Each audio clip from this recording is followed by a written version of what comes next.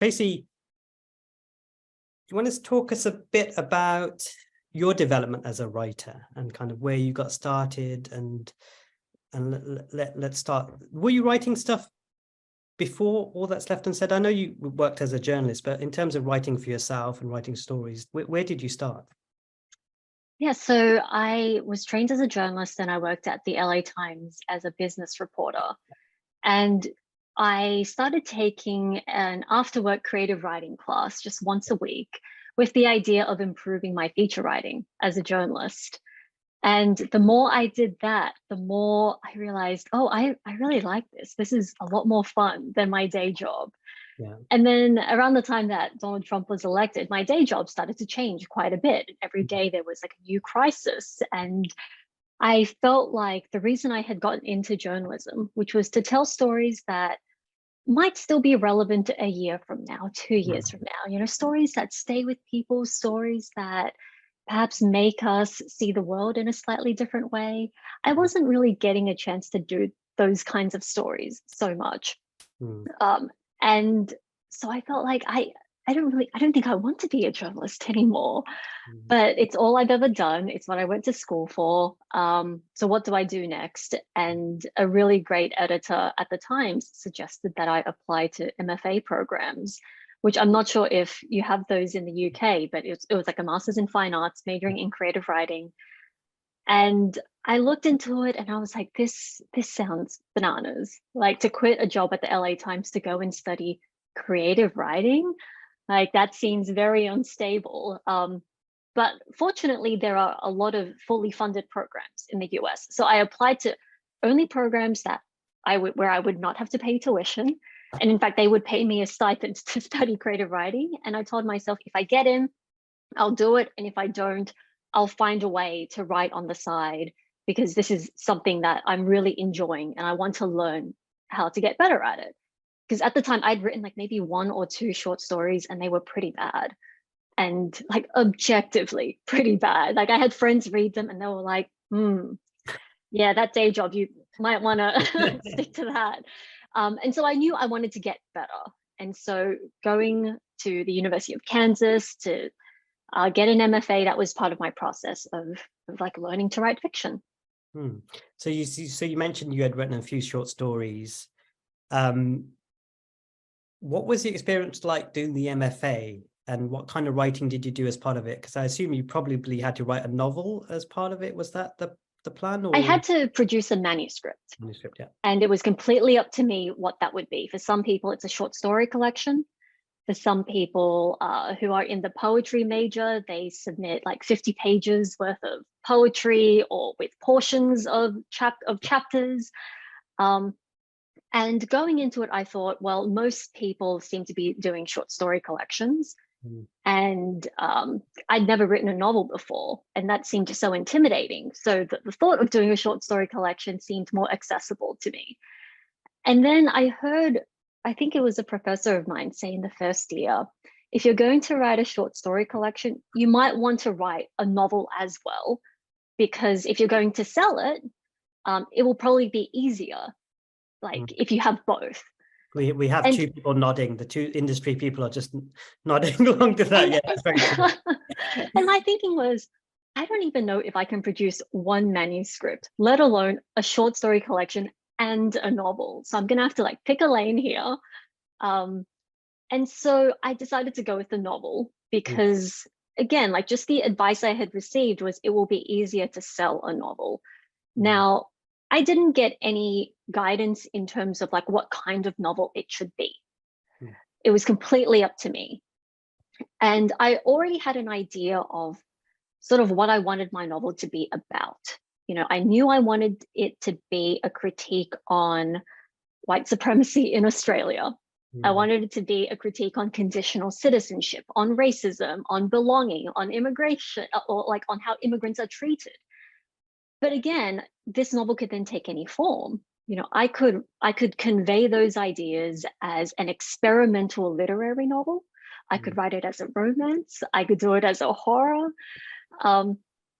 And I just thought really hard about, well, what are the novels that once I start reading them, I can't put them down? What are the page turners that get me every time? Mm. And it was usually like a mystery novel or a crime novel or a thriller. And in that moment, I also knew I don't think I'm the kind of person who can pull off your like Agatha Christie style mystery. I don't think that's my skill set. But what can I learn from these novels? And so I was reading a lot of contemporary mystery, thriller, and crime as well.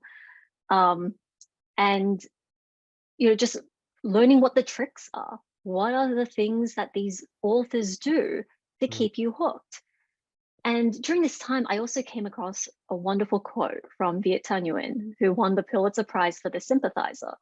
And he said, a lot of novels that are politically or historically concerned tend to be long on mood, but short on entertainment. Mm. And why can't a novel do all of it? Mm. And that really stuck with me because The Sympathizer tackles colonialism, imperialism, the war in Vietnam, and yet it's a spy novel. Mm. And then once you realize that, oh, that's what he was doing, you start to see it in a lot of really great novels. For example, Angie Kim's Miracle Creek is about it's about an immigrant story. It's about parenthood. It's about disability, but it's also a legal thriller. Julia Phillips' Disappearing Earth opens with a kidnapping, and it's about violence against women. But it's also that it hooks you with this mystery right away. And so again, seeing these tricks, I was like, how can I incorporate them so that when people are engaging with this pretty heavy story I'm trying to tell, it's entertaining. They're Mm. turning the page and they're enjoying themselves. Mm. Let's talk a little bit about the story, because it's a historical, well, it's set in the past. It's set in 1996 That's right. in an area called Cabramatta. And I looked it up Yes. on the map, and it's obviously I'll say it's very close to a place called Liverpool in New South Wales. So that's something I noticed anyway. But Cabramatta, that area as a Vietnamese enclave, is that how you would describe? Yes. So Cabramatta is sort of like a Southeast Asian refugee enclave. A lot of Vietnamese people are there, also a lot of Cambodians, a lot of people from Laos. And my novel begins when a 17-year-old boy is beaten to death at a busy restaurant in Cabramatta in 1996. And when his sister comes home for the funeral, she learns that the police are completely stumped by her brother's case. About a dozen witnesses were present, and they all claim to have seen nothing. So she takes it upon herself to track down each witness to find out what happened. And with each chapter, you get closer and closer to finding out the truth. Great. And what were your, so I understand, like, as part of the MFA, you're kind of developing as a writer, and kind of, you mentioned the tricks. And I think this is probably one of the things that writers who haven't really thought about writing a genre fiction novel, maybe that's something that they're wondering about. Because I think, to be honest, a lot of the writers come to us have this idea of writing their literary fiction novel, and it's quite deep and it's quite exploring these themes. But really, a good novel is a page turner. It is a book that makes you want to keep going. So you mentioned, I saw another interview with you where you mentioned a couple of writers, and you sort of analyzing their work or looking at their work to see how they do it. What did you learn in that? Can you tell us a bit about that? So I'll use the example of Jane Harper, who everyone loves her. She's fantastic. And I was reading The Dry and studying it, and again, looking for the tricks, wondering like, what is it about this book that allowed me to finish it in one sitting? And this is going to sound so obvious once I say it, but at the end of every chapter, there was a cliffhanger. The end of a chapter was not a place where you could stop reading. It catapulted you to the next chapter. So I kept that in mind. Okay, at the end of every one of my chapters, there has to be a cliffhanger. Okay, but what does this mean for my writing process or my structuring process? So if my main character, Key, is tracking down each witness, and each chapter is dedicated to a witness, that means when she encounters a witness, no matter what happens in the chapter, by the end of it, they have to give her a piece of information that propels her forward. They either give her a clue to find the next person, or they give her a clue about what happened to her brother. Mm. So then you take that and you reverse engineer it a little more. If there were, say we're looking at 6 witnesses, I now put them in order of who saw the most and who saw the least, who can share the most, who can share the least. What did each of them see? What did each of them know? And then you put them in order in that way. And then whatever happens in that chapter, whether you want to flash back to when a character was a refugee, whether you want to flash back to a moment of family drama, like that's up to you to explore in whatever way you want. But your end goal by the end of it is to give your main character that little bit of information to propel them forward. And that suddenly informed my structure, where again, I could explore heavy themes, I could explore big ideas, but the structure was what was keeping my protagonist moving along, but also keeping the reader moving along as well. And can you, I think maybe this is me hypothesizing, one of the other barriers to sort of maybe writing this type of book is about research and people not being sure. So obviously you grew up in that area, the book set in the past, but constructing it when you wrote it, what kind of research did you do, and how did you go about that side of the detail of the novel? Being from the area was helpful to an extent. So 1996, I was 8 years old. So I have memories of sort of the vibe of Cabramatta at the time, but I was a kid. So much of my research happened in 2019, 2020, 2021. And it was like going into databases to look at old newspaper clippings, looking at like scholarly articles or research papers written about Cabramatta, identifying names that keep coming up, whether it's like authors of certain papers or journalists of certain articles, and seeing if those people are still around and finding their email, asking them, do you have anything else you could share with me? Could I send you a couple of questions? If you think about it, a lot of historical fiction is set way in the past. Like, I don't think Anthony Doerr is old enough to have lived through World War II, and yet he's able to write about it wonderfully. And so I don't think writing about a place or about a time that you have limited to no experience with should hold you back from doing the research. Because I think if you do the work, it could sort of unlock all its different settings and all different situations for you to explore as a writer. And I suppose, so I'm assuming that you probably wrote parts of the novel, the draft of the novel, as part of the MFA. Is that correct? I wrote the whole novel during my MFA. So obviously MFAs, if I'm right, is a year or 2 years, or? Mine was 3. 3 years. But I had finished the first draft. I'd say I was ready to query an agent after a little over 2 years. And then once I was agented, I did a few more rounds of revision before we went on submission. Okay, well, let's talk a bit about discipline and writing, because I think one of the things that people find hardest, you could have a great idea, but you have to write the book. So you mentioned that you were a journalist, so obviously writing was a job that you did. How did you translate kind of writing articles for a newspaper to writing a novel? What was carried over and what was different? The main thing that was different was novels are so much longer than anything you'd ever write as a journalist. And so I was incredibly intimidated by the process, so much so that in the first year of my MFA, I walked into a bookstore to look for the shortest novel on sale. And then I checked to see how many pages is it. And at the time, I think it was The Incendiaries by R.O. Kwon. And I think it was like roughly 200 pages. And then I did the math of, well, if it's roughly 300 words a page, 200 pages, once I crack 60,000 words, it's a novel. Is it a good novel? We'll figure that out later. But if I can get to 60,000 words, then I've written a novel. And so I was like, okay, well then let's attempt 300 words a day. Let's just be disciplined about that. That's manageable. Most people text message more than 300 words a day.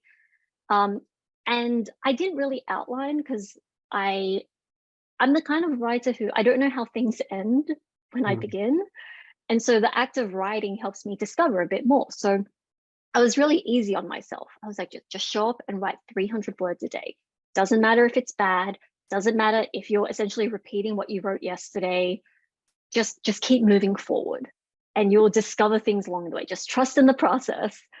And that was how I got to a first draft. And then after I had a first draft and it was this hot mess, that's when I could go back and start being more critical about like, okay, does this fit? Does that fit? Does this work? And then changing things around. I mean, hearing about, obviously the chapter structure is based around the sister talking to these people and then finding out things bit by bit. So how did you go about constructing the characters? Was there a lot of research and thinking through each person, or can you expand on that a little? There was research in the sense of trying to understand what kinds of people would have been swept up in a situation like this. And once I had an idea of sort of like the socioeconomic backgrounds of characters, where they came from, what culture they belonged to, that's when I could sort of just take over with my imagination and fill in the blanks and, rely on my own understanding of people as a result of someone who lives in the world and interacts with other people. And then just using like radical empathy, suspending judgment of people who I normally would not agree with, and trying to get into their heads. So for example, I might disagree with a viewpoint that you have, and it might be a deal breaker for us in terms of having a relationship. But if I were to now get into your head and try to occupy that space of, you hold this view and you think you're right, you firmly believe you're right, what kind of life did you have to live in order to get to that point? And repeating that for every character so that I could write a 10-year-old, I could write like a 50-year-old man, I could write a 30-something-year-old white woman from Newcastle, Australia. That was my process. Great. And backtracking a little bit, so you said your aim was 300 words a day. I roughly did the maths while you're talking. That would take you 200 days to write a 60,000 word novel. Well, how was it getting over the line? So you said you wrote a first draft. How long did it take to get to that first draft? That first draft ended up taking a year because I didn't write on weekends. I gave myself the weekend off. But yeah, once I had it, I could then, like, the revision process was very different from the initial writing process. That's when I abandoned the 300 word a day limit or goal and started like looking at it from an aerial viewpoint of like, okay, if I'm going to change these things around, this requires me to spend like this week rewriting this whole chapter or getting rid of this character. So the process changed from revision to revision. And by revision, did you have someone else read it as well at that time to get feedback, or was it all? I had people read my work. So people at the university, friends of mine who are writers, and I took their feedback on board. And the thing with the first draft, the analogy I like to use is like, it's like you're digging for clay. If you are a sculptor, the first draft, you're just looking for raw material, and then you have a pile of it. And then in the second draft, that's when you really start to shape it into what you want it to be. Because I think there can be a lot of pressure on writers to get it right the first go. And that can be so intimidating that you just end up not writing, or you end up abandoning it when what you have on the page doesn't match what's in your mind. And for me, I just sort of like, I didn't put that pressure on myself. I told myself the first draft is going to be like work. And then subsequent revisions is when I really start to shape it, and it might end up being completely different, but I just need to get the raw material out on that first draft. And then how many drafts did you go through to the point where you were happy to send it out to query to agents? It was 3 drafts, but each one was a pretty significant rewrite. Like revision for me wasn't just like moving commas or correcting typos. It was like cutting characters entirely, adding characters, adding scenes, changing the structure of it. So after doing that 3 times, that's when I sent it out to agents. And are you okay to talk a little bit about your experience? Obviously, you have two agents now, one in the US and one in the UK. Can you tell us a bit about that experience? So the tip I got that was really helpful was to find novels that are comparable to yours. And I know people probably don't like to do that because it's like, who am I to compare myself to insert name of author? But you find novels that you think, you know what, I think they would make sense on the shelf together. And then flip to the acknowledgements section, because most novelists will thank their agents in the acknowledgements. And then you Google them. And then you find out, is this person open to more clients? Are they looking for anything in particular?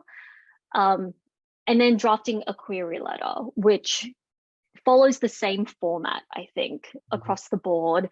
And it's something that you can just search online, like literary query letter. And there are people who have done breakdowns for you where first paragraph, you hook them with a summary, second paragraph, you expand on it, third paragraph, you tell them about yourself, fourth paragraph, you give them the word count or something like that. And then I just started sending query letters out to the agents who I found and who I thought would do a good job of representing my novel.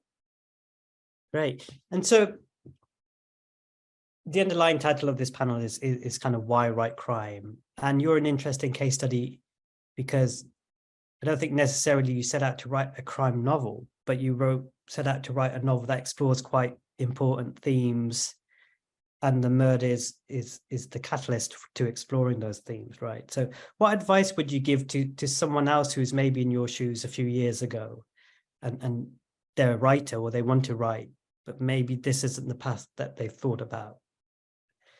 Yeah, I was thinking of the Maurice Sendak quote of, I don't write books for children, I write books, and then someone says, that's for children.